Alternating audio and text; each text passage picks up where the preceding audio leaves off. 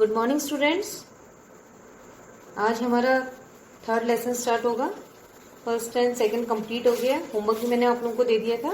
आज हम third lesson start करेंगे और थर्ड लेसन है हमारा गृह स्वच्छता, होम क्लीनलीनेस। लेसन से ही क्लियर हो रहा है कि आज का हमारा टॉपिक क्या है। गृह स्वच्छता, गृह मतलब घर, स्वच्छता मतलब साफ सफाई, घर की साफ सफाई। हमारे जीवन में घर की साफ सफाई अहम भूमिका निभाती है, सभी को पता है ना। और साफ सुथरा घर स्वास्थ्य को ही नहीं प्रभावित करता है, बल्कि स्वास्थ्य को तो प्रभावित, केवल स्वास्थ्य को ही प्रभावित नहीं करता है, बल्कि घर देखने में भी जितना साफ सुथरा होगा देखने में भी सुंदर लगता है। सुंदर लगता है कि नहीं, है ना। अगर उसी के बदले में अगर कोई आलीशान महल है और उसके अंदर वो महल गंदगी से भरा है, उसके अंदर धूल गर्द भरी हुई है, तो वो सुंदर दिखाई देगा? नहीं सुंदर देगा। उसकी अपेक्षा अगर एक झोपड़ी भी होगी, एक छोटी सी झोपड़ी है और वो भी साफ सफाई से रखी गई है, तो वह ज्यादा सुंदर होगा उस महल की अपेक्षा। ठीक है। घर की सफाई तो सभी करते हैं प्रतिदिन, और करनी भी चाहिए। साफ सफाई का मतलब यही नहीं कि हम केवल धूल को ही बाहर करते हैं घर से, बल्कि साथ ही हम घर में जो हानिकारक पदार्थ हैं, जैसे मक्खी है, मच्छर है, चूहे हैं, इनको घर से हम दूर भी करते हैं, और साथ ही मलमूत्र और गंदे पानी को घर से निष्कासित भी करते हैं। ये हमारे प्रतिदिन की सफाई के अंतर्गत आता है। जितनी आप घर में सफाई रखेंगे उतना ही घर आपका स्वच्छ रहेगा, परिवार के सभी सदस्य स्वस्थ रहेंगे और लंबे समय तक निरोगी रहेंगे। ठीक है। और उसके बाद है आपका टॉपिक स्टार्ट हो रहा है घर की सफाई की आवश्यकता एवं महत्व। घर की सफाई की क्या आवश्यकता है, क्या महत्व है, क्यों करनी चाहिए हमें, इसके कुछ पॉइंट्स हैं। जैसे जैसे मैं ये पॉइंट्स आप लोगों को देती हूँ, ये आज सब बच्चे अपना अपना नोट कर लेंगे कॉपी में, क्योंकि इसी से रिलेटेड मैंने क्वेश्चंस भी दिए हैं, तो आपको आंसर लिखने में आसानी होगी। ठीक है। हमारा फर्स्ट पॉइंट है घर का आकर्षण बढ़ता है। घर की सफाई से क्या होता है? घर का आकर्षण बढ़ता है। ये सभी को पता है कि हम घर को अगर प्रतिदिन सफाई करेंगे तो वो उतना ही आकर्षित लगेगा और बहुत ही सुंदर दिखाई देगा। और साथ ही घर के कीमती व सजावट के साधन क्यों न रखे हों, उसी से घर की सफाई नहीं, उसी से घर की सुंदरता नहीं बढ़ती है। घर की सफाई के साथ ही सुंदरता बढ़ती है। अगर घर में बहुत ही कीमती सामान रखा गया है और हमने उस घर की सफाई नहीं की, तो उस साजो सामान से हमारी घर की सुंदरता नहीं बढ़ेगी जब तक कि हम सफाई नहीं करेंगे। इसलिए प्रतिदिन सफाई करनी चाहिए, जिससे घर का आकर्षण और घर की शोभा बढ़ती है। ठीक है। सेकंड है हमारा जीवन स्तर को उन्नत बनाती है। घर की सफाई केवल आकर्षण ही नहीं पैदा करती है, बल्कि हमारे परिवार के जीवन स्तर के मूल्यांकन में महत्वपूर्ण भूमिका भी निभाती है। और सफाई के अभाव में परिवार के जीवन स्तर को किसी भी स्थिति में उत्तम नहीं माना जा सकता है।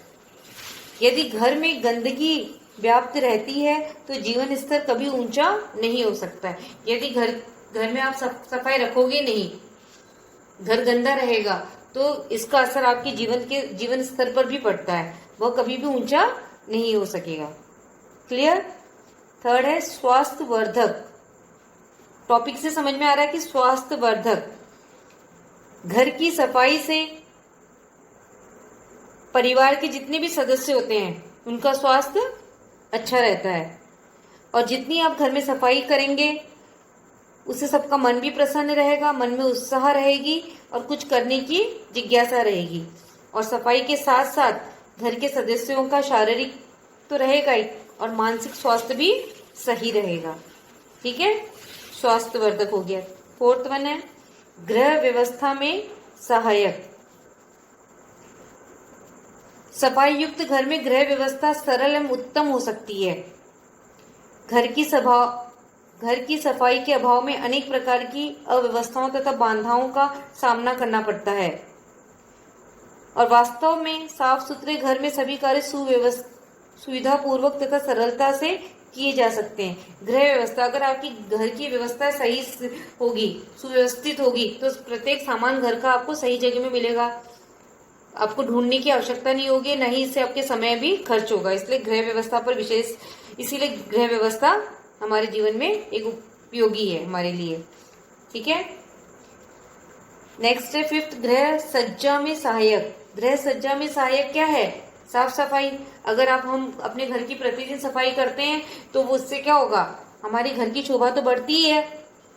और गृह सज्जा की प्रत्येक शैली के लिए आवश्यक है कि हमें घर का समुचित ध्यान रखना होगा। केवल गृह संपूर्ण साधनों से ही घर की शोभा नहीं बढ़ती है। अगर आप घर में कोई भी साज सज्जा का सामान नहीं है, अगर आप प्रतिदिन घर की सफाई करते हैं, इससे भी आपका घर सुंदर लगेगा।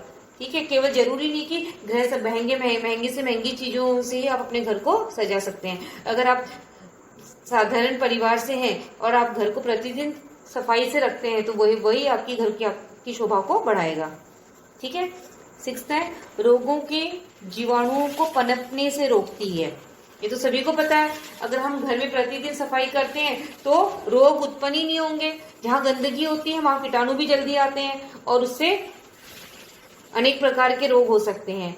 इसीलिए भी कहा गया है कि प्रतिदिन सफाई करना चाहिए। इसलिए ये भी कहते हैं कि स्वच्छता में लक्ष्मी निवास करती है। जहाँ स्वच्छता होगी वहां लक्ष्मी का निवास होता है। इसीलिए साफ सफाई पर विशेष ध्यान दिया गया। अगर आप साफ सफाई रखेंगे तो आप स्वस्थ रहोगे, आपके परिवार के सदस्य सभी स्वस्थ रहेंगे, है ना। ठीक है, अब ये क्लियर हो गया। कितने पॉइंट्स थे इसमें? 6 पॉइंट थे। घर की सफाई की आवश्यकता एवं महत्व। उसके बाद हमारा नेक्स्ट टॉपिक है गृह स्वच्छता के प्रकार। ये भी आप लोगों ने पढ़ाई है 9th 10th में कि गृह स्वच्छता के कितने प्रकार होते हैं। गृह स्वच्छता होती है 4 प्रकार। पहला है दैनिक स्वच्छता। दैनिक स्वच्छता आप लोगों को पता ही है, दैनिक मतलब जो प्रतिदिन की जाती है। और प्रतिदिन सफाई के अंतर्गत हमारे क्या आते हैं, जैसे आंगन है, शयन कक्ष हो गया, बरामदा है, शौचालय है, रसोई घर है, स्नान कक्ष है इत्यादि। ये हम इसकी सफाई हम प्रतिदिन करते हैं कि नहीं। और साथ ही रसोई घर के बर्तनों को भी साफ करना, सोने वाले बिस्तरों को ठीक करना, साग सब्जी के छिलकों को कूड़ेदान में डालना और शौचालय के फर्श में कुछ की सफाई करना, ये हमारे प्रतिदिन के कार्य हैं, दैनिक कार्य हैं जिसे हम प्रतिदिन करते हैं। और घर में जो भी कूड़ा करकट होता है हम कहाँ डालते हैं, उसे कूड़ेदान में। और कूड़ेदान में ढक्कन की व्यवस्था होनी चाहिए। अगर कूड़ेदान में ढक्कन नहीं भी है तब भी उस कूड़ेदान को ढक कर रखना है। ठीक है, क्योंकि अगर आप कूड़ेदान को ढककर नहीं रखेंगे तो उतने ही कीटाणु पनपेंगे जिससे वो हमारे स्वास्थ्य के लिए हानिकारक रहेंगे। ठीक है, दैनिक स्वास्थ्य स्वच्छता समझ में आ गया। इसके बाद है साप्ताहिक स्वच्छता। साप्ताहिक स्वच्छता से तात्पर्य है जो हम सप्ताह में करते हैं।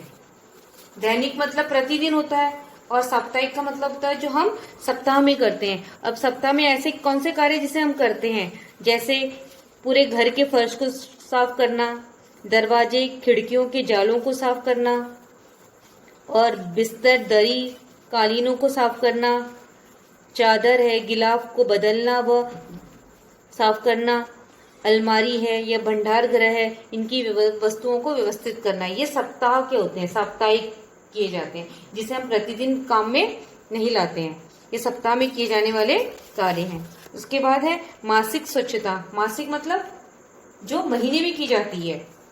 ठीक है, अभी अब तक हम लोगों ने पढ़ा कि दैनिक सफाई दैनिक जो प्रतिदिन की जाती है, साप्ताहिक जो सप्ताह में की जाती है। अब थर्ड वन है जो मासिक स्वच्छता, जो महीने में की जाती है। अब महीने के अंतर्गत जो केवल महीने में एक बार की जाती है उसमें है जैसे अनाज व मसालों को साफ करना, अचार और बड़ी को धूप दिखाना और प्रत्येक कक्ष के फर्नीचर को हटाकर झाड़ू पोछा करना, पर्दे इत्यादि को धोना तथा साफ करना, घर के अन्य कालीन है दरी है, इन्हें धूप दिखाना, ऐसे कार्य हम मासिक के रूप में करते हैं, मतलब महीने में एक बार करते हैं। इसे हम प्रतिदिन नहीं कर सकते हैं। ठीक, हर काम बटे हुए हैं, दैनिक, प्रतिदिन, साप्ताहिक सप्ताह में किए जाते हैं, मासिक महीने में एक बार किए जाते हैं। उसके बाद है वार्षिक स्वच्छता। वार्षिक का तात्पर्य वार्षिक से समझ में आ ही रहा होगा। वार्षिक मतलब जो साल भर में एक बार किया जाता है, जो पूरे साल में हम एक बार करते हैं।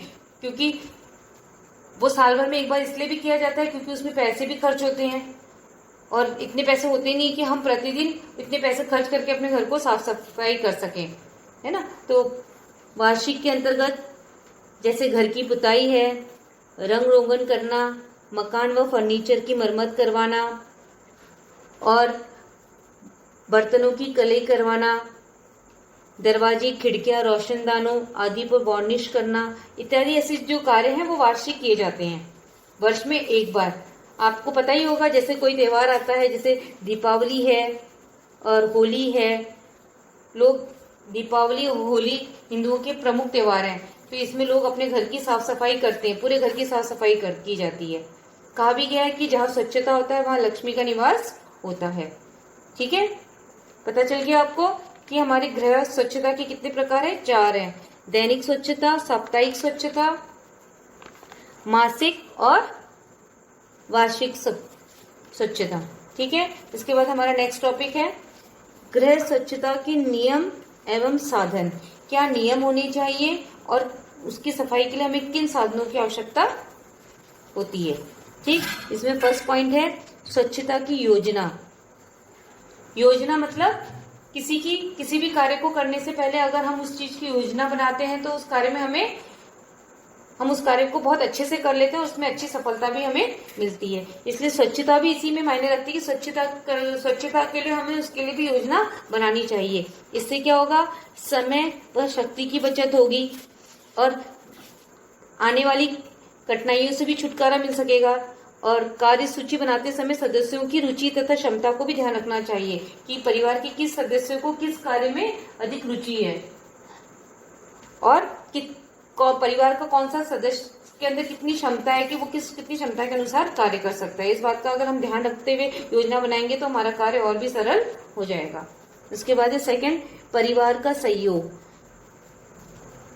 देखिए, घर की सफाई का जिम्मा केवल एक गृहिणी का ही नहीं होता है, बल्कि परिवार के सभी सदस्यों का सहयोग होना चाहिए। केवल किसी भी गृहिणी परिवार के सहयोग के बिना प्रयत्न करने के बाद भी वो घर को पूरी तरह से स्वच्छ नहीं रख सकती है। इसलिए परिवार के प्रत्येक सदस्य का कर्तव्य होता है कि वह घर की सफाई में सहयोग करे। अतः गृह स्वच्छता के कार्य में गृहिणी को सहायता करना परम कर्तव्य है। सहयोग करना चाहिए। जितना आप सहयोग करेंगे कार्य, इससे भी क्या होगा? समय की बचत होगी, कार्य भी जल्दी हो जाएगा और घर भी आपका चमक उठेगा। इसके बाद है गंदगी फैलना। अक्सर परिवारों में ये होता है जहां 3-4 लोग बैठ गए, जैसे मूंगफली खा रहे हैं और मूंगफली के छिलके वहीं फेंक दिए। स्कूल का अगर कोई वर्क कर रहे हैं तो उसके पेपर की कटिंग वटिंग करके वहीं गंदगी कर दी। तो जैसे मतलब हम जितना गंदगी करेंगे तो उससे क्या होगा? हमारा उतना ही समय वेस्ट होगा, उतनी हमारी मेहनत भी लगेगी। और अक्सर गृहिणियां भी चावल दाल छानते समय उनको बीनते समय उनके कूड़ों को भी यहीं पास बिखेर देती है आसपास। तो इससे भी क्या हो जाता है? समय हमारा और बर्बाद होता है। इसलिए छोटी छोटी चीजों का ध्यान रखना चाहिए, गंदगी ना फैलाएं। अगर गंदगी फैलाएंगे नहीं तो साफ करने की आवश्यकता ही नहीं होगी, है ना। तो इससे हमारा समय वेस्ट होगा। तो परिवार के सभी सदस्यों का कर्तव्य है कि वह यथास्थान वस्तुओं को उठाए, उसका यूज करें और यथास्थान उस वस्तुओं को सुरक्षित रख दें, ताकि अगर हमें ढूंढने में भी हमारा समय बर्बाद नहीं होगा और इससे ज्यादा गंदगी भी नहीं होगी। ठीक है। और फोर्थ है साधन एवं सामग्री का ज्ञान। किसी भी कार्य स्वच्छता के लिए हमें किस साधन की आवश्यकता है, इस चीज का भी गृहिणी को पूर्ण ज्ञान होना चाहिए। जैसे अगर फर्श हमें साफ करना है तो उसके लिए विभिन्न प्रकार के ब्रशों का प्रयोग किया जाता है और कौन सा फिनाइल हमें यूज करना है, कौन सा फिनाइल हम यूज करेंगे तो उससे हमें ज्यादा लाभ मिलेगा।